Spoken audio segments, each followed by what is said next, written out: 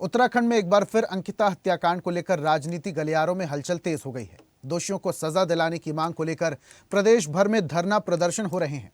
पिछले दिनों उर्मिला सनोवर द्वारा सोशल मीडिया पर ऑडियो होने के दावे ने विवाद को और बढ़ा दिया।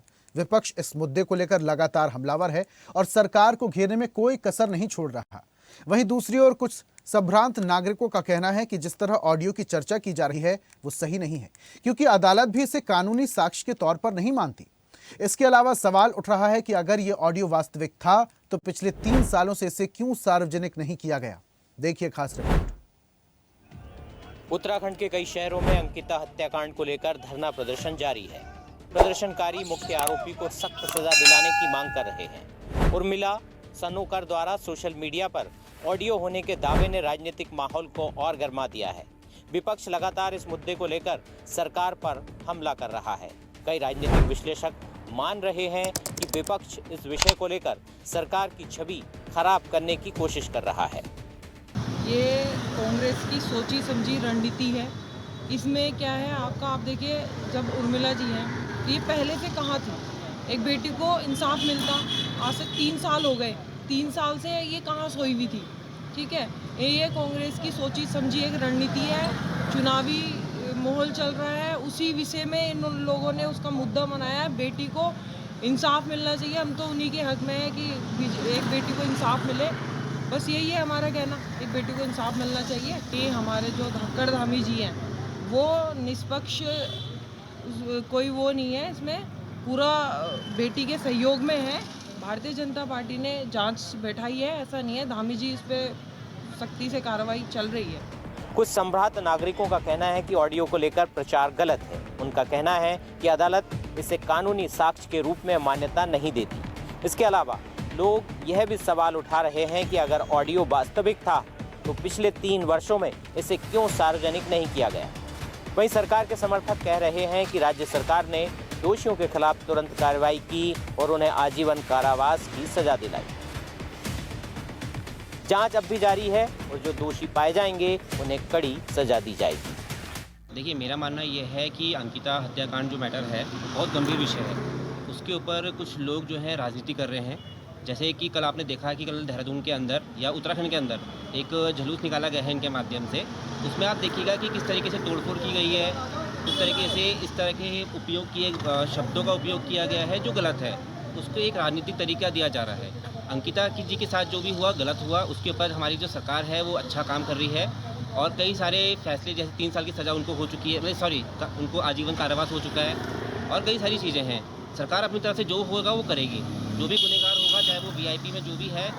अब देखिए कि जो एसआईटी के जो इंचार्ज हैं उन्होंने प्रेस कॉन्फ्रेंस करी है परसों और उसमें उन्होंने पूरी चीज़ें बताई हैं, लेकिन विपक्ष क्या है उस चीज़ को मानने को तैयार ही नहीं हो रहा है। बार ऑडियो की बात आ रही है जी, जो ऑडियो है, देखिए ऑडियो पे आप भरोसा नहीं कर सकते। ऑडियो मैं भी किसी का बना के दे दूंगा, मैं भी वायरल कर दूंगा, तो उसमें किसी का जब तक कुछ जो ऑडियो है उसकी आप जांच करवाइए ना पहले कि वो सही भी है कि फर्जी है कि कैसी है। जांच कराइए, अगर जांच में सही आते तो उसके पर कार्रवाई होगी, वो पुलिस को दीजिए। अब रही बात आपकी राठौड़ की, जो दोनों हैं उर्मिला जी, वो पहली बात तो ये है कि वो अगर उन पर प्रूफ है तो इतने साल से वो कहाँ थी, 2 साल से जो मैटर हुआ कहाँ थी वो। ठीक है, दूसरी बात, उनको कोई जो भी उनका मैटर चल रहा है वो उन्होंने जो सोशल मीडिया में जो भी बोला है वो बहुत गलत तरीके से बोला हुआ है। मतलब एक माहौल ख़राब करने की पूरा प्रयास किया जा रहा है विपक्ष की तरफ से।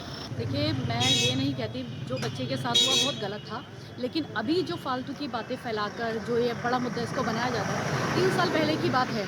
अगर कोई ऑडियो है, इस टाइम कहाँ से वैलिडिटी आएगी? 3 साल पहले उस बच्चे ने इस अवस्था में होगी कि वो किसी को कुछ बोल पाएगी? अगर इस तरह सब चीज़ें आप बता रहे हैं कि ऐसा ऐसा हुआ है तो वो कैसे बता पाएगा बच्चा? ये सब चीज़ें सिर्फ बदनाम करने के लिए है। हमारी भाजपा सरकार और धामी जी बहुत अच्छा काम कर रहे हैं, फिलहाल तो ऐसा नहीं है। और जो दोषी हैं, उनको जो पाए गए हैं दोषी, उनको फिलहाल सजा भी मिल रही है। तो इस तरह की चीज़ें फैलाना बहुत गलत है और मैं इसके लिए बिल्कुल सहमत नहीं हूँ।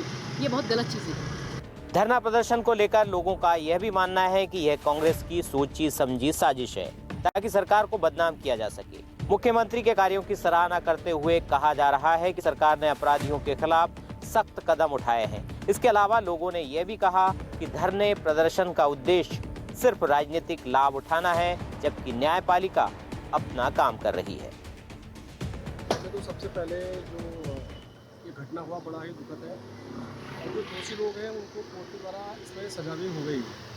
तो अब क्या है कि ये एक राजनीतिकरण इसका हो गया है, जो कि बहुत गलत है। और इसमें मुझे ऐसा लगता है जो कांग्रेस पार्टी ये लोग जो है अब ये राजनीति पे उतारू हो गए, जो एक मतलब सही नहीं है, जो है मुझे ऐसा लगता है। अगर बात भाभी जी की करें, किस तरीके से उसका कार्यकाल चल रहा है इस समय देखते हुए? इस सरकार ने उस समय त्वरित कार्रवाई की थी, तो याद होगा कि तुरंत ही वो जो लोग दोषी थे तुरंत पकड़े गए और उनको सज़ा भी हुई, क्योंकि सज़ा जब हुई जब सरकार ने जो पुलिस ने त्वरित काम किया है, तुरंत चार्जशीट वगैरह सब कुछ आए और उन दोषियों को सख्त सज़ा मिली है। तो इसके लिए सरकार कहीं ना कहीं इसके लिए जो है सरकार का काम रहा है, अच्छा रहा है, तो तभी संभव होता है। अंकिता हत्याकांड ने एक बार फिर उत्तराखंड में राजनीतिक हलचल पैदा कर दी है। वहीं जनता और प्रशासन का संदेश साफ है, दोषियों को किसी भी कीमत पर बख्शा नहीं जाएगा।